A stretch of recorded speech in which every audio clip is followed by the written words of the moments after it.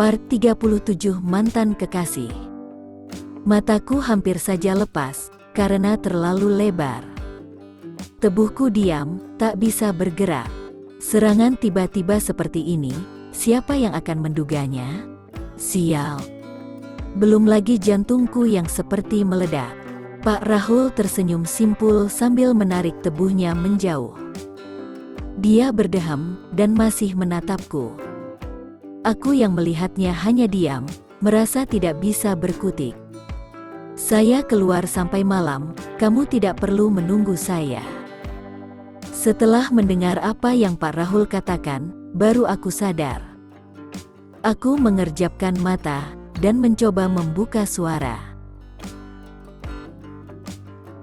Bapak mau kemana sampai malam nanti? Ada undangan teman lama. Saya mau menemuinya. Sekalian, temu kangen dengan teman-teman saya sewaktu muda. Jadi Ani, kamu tidak perlu menunggu saya pulang. Ada terbesit sedikit rasa tidak suka ketika Bapak mengatakan kepadaku untuk tak perlu menunggunya kembali. Tapi bisa apa? Baik Pak, Ani nanti tidak akan menunggu Bapak.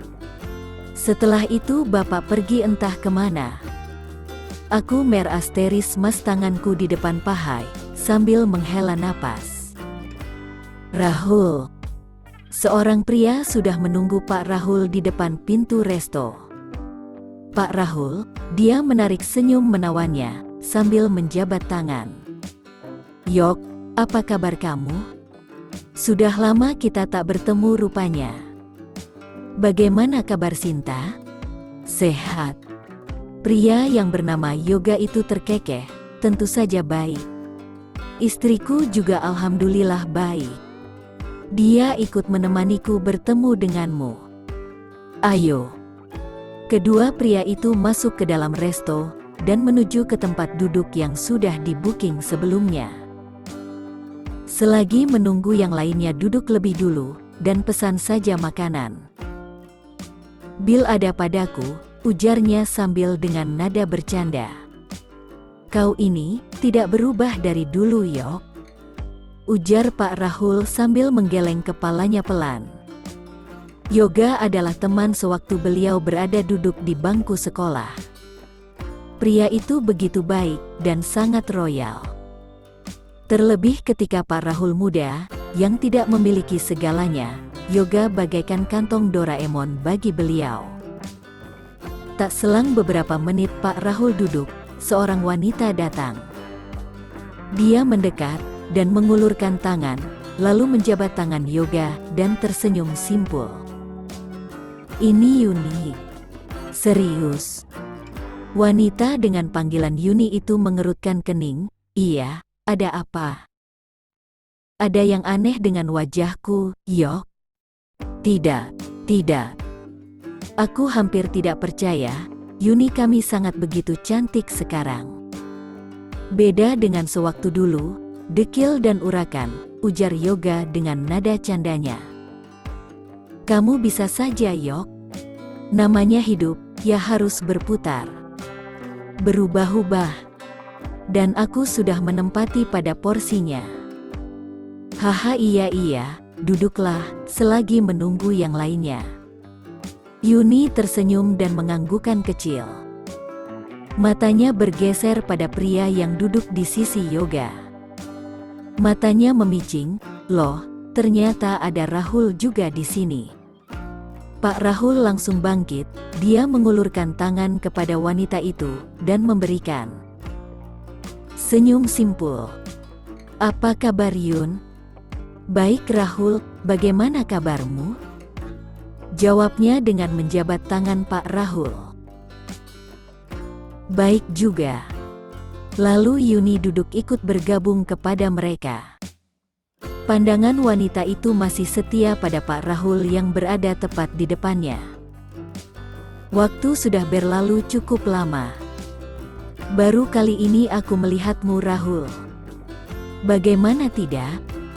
Yang aku dengar, kamu ikut bersama suamimu untuk tinggal di Jepang. Iya, begitulah.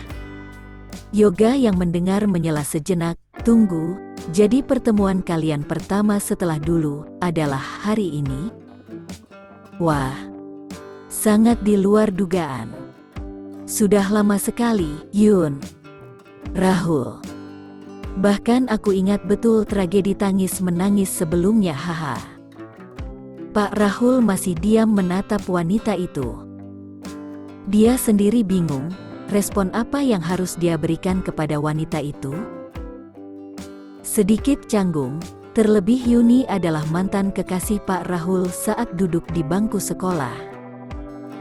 Mereka terpisah sebelum kelulusan, karena kesalahan pahaman kecil. Bagaimanapun, keduanya telah memiliki kehidupan masing-masing. Yuni dan keluarganya, dan Pak Rahul begitu sebaliknya. Rini, pintu rumahnya digedor begitu kencang.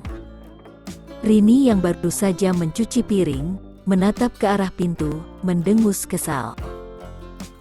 Sudah hafal betul di luar kepala, bahwa yang menggedor-gedor pintu hanyalah Rosi. Hanya orang bodoh yang menggedor pintu yang punya bel. Hanya Rosi. Dia melepas apron merah yang dia gunakan, dan kemudian membuka pintu. Saat pintu dibuka, wajah tak berdosa Rosi menyengir di depan pintu. Wanita itu sambil membawa laptop yang dia rangkul di depan dadanya. Gue kan selalu ingetin lo, gunanya bel itu apa, Rosi? Susah emang ya orang bungul dikasih tahu? Rosi hanya menyengir kuda, ya maaf, kebiasaan Rin. Hadeh. Rini lalu membiarkan wanita itu masuk ke dalam. Lalu, duduklah Rosi di sofa, sambil meletakkan laptopnya di meja. Rini ikut duduk bergabung padanya, sambil memegang kepala. Lo kenapa kesini? Bukannya lagi pergi lo? Iya tadinya. Cuma acaranya bosen, dan gue kepikiran sama revisian skripsi. Rin, bantuin gue dong, gue stuck banget ini.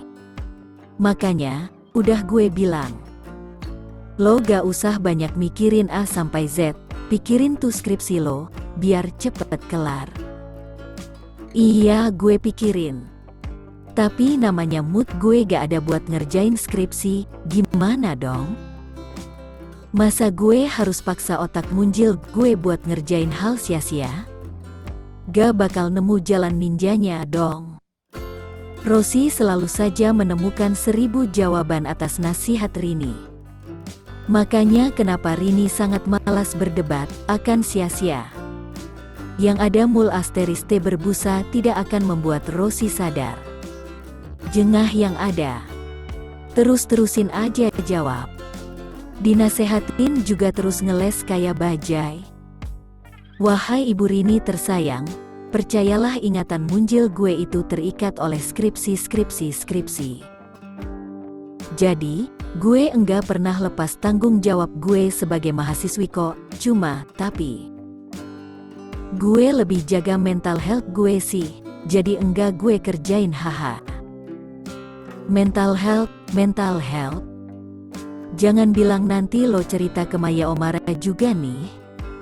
Candanya. Oh jelas. Selesai berbicara panjang lebar, Rosi terdiam. Rini semakin ditambah pusing melihat kelakuan Rosi yang begitu random. Seketika apartemennya hening. Tak ada suara cerewet Rosi yang sangat memekakan kupingnya. Lo kenapa sih BG, tiba-tiba diam?